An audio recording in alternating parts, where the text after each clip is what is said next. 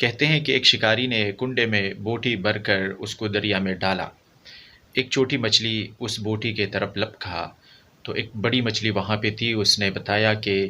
اس بوٹی کے طرف نہ لپکو، اس کو نہ کھاؤ۔ اگر آپ اس کو کھائیں گے تو اس کے پیچھے ایک کنڈا ہے جو آپ کو نظر نہیں آ رہا، اور جس کے پیچھے ایک ڈوری ہے جو بھی آپ کو نظر نہیں آ رہی۔ اگر آپ اس بوٹی کو کھائیں گے تو وہ کنڈا آپ کے گلے میں پھنس جائے گا، اور جب آپ تڑپیں گی تو اس تڑپنے کی آہٹ سے شکاری کو پتہ لگ جائے گا، اور اس باریک سی ڈوری کو اوپر کھینچے گا۔ جب وہ آپ کو اوپر کھینچے گا تو وہاں پہ آپ کو چوری سے آپ کے ٹکڑے ٹکڑے کر کے مرچ مسالہ لگا کر آپ کو ابلتے ہوئے تیل میں ڈالے گا، اور 10 انگلیوں کے انسان آپ کو 32 دانتوں سے چبا چبا کر کھا جائے گا۔ چھوٹی مچھلی یہ باتیں سن کر ہنس پڑا، اور اس نے دریا میں تحقیق شروع کر دی، جہاں نہ تو 32 دانتوں اور 10 انگلیوں والا کوئی انسان تھا، نہ مرچ مسالے تھے، نہ آگ تھا، اور نہ ابلتا ہوا تیل تھا، کچھ بھی نہیں تھا۔ تو چھوٹی مچھلی نے کہا کہ یہ بڑی مچھلی پرانی باتیں کر رہی ہے، سائنسی تحقیق اور میری ریسرچ سے یہ بات ثابت ہوئی کہ ایسے کوئی بھی چیز نہیں ہے جو بڑی مچھلی مجھے بتا رہی ہے۔ چھوٹی مچھلی اپنی تحقیق پہ یقین کر کے اس بوٹی کی طرف لپکی، اور اس نے وہ بوٹی کھائی۔ جیسے اس نے بوٹی کھائی تو کانٹا اس کے گلے میں پھنس گیا،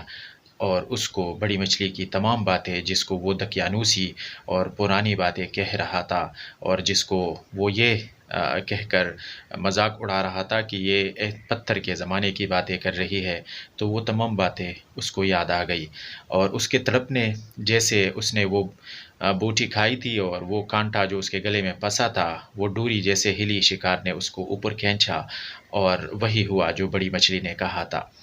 ناظرین کرام، اس واقعے سے ہمیں یہ سبق ملتا ہے کہ انبیاء کرام علیہم السلام نے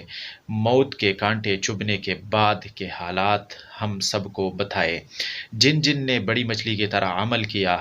اور اپنے آپ کو بچایا تو وہ بچ گئے، اور جن جنہوں نے اس پیغام کو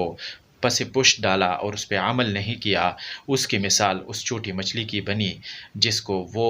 اس ٹائم سمجھنے سے قاصر تھا، لیکن جب حقیقت سامنے کھل کر آ گئی تو وہ تمام باتیں جو ہمیں انبیاء کرام علیہ الصلاۃ والسلام نے بتائے ہیں کہ مرنے کے بعد کیا ہوگا، کیا حالات ہوں گے، تو وہ حالات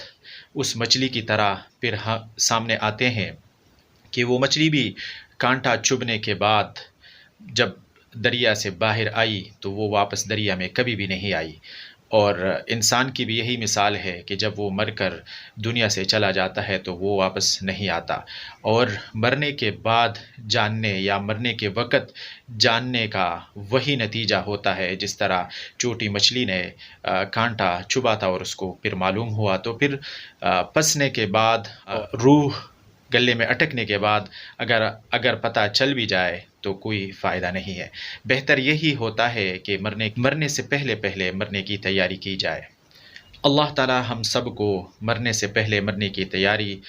کرنے کی توفیق عطا فرمائے۔ اللہ تعالی ہمیں زندگی اور موت دونوں ایمان کی سلامتی کے ساتھ عطا فرمائے، اپنی رضا کی بڑی دولت عطا فرمائے۔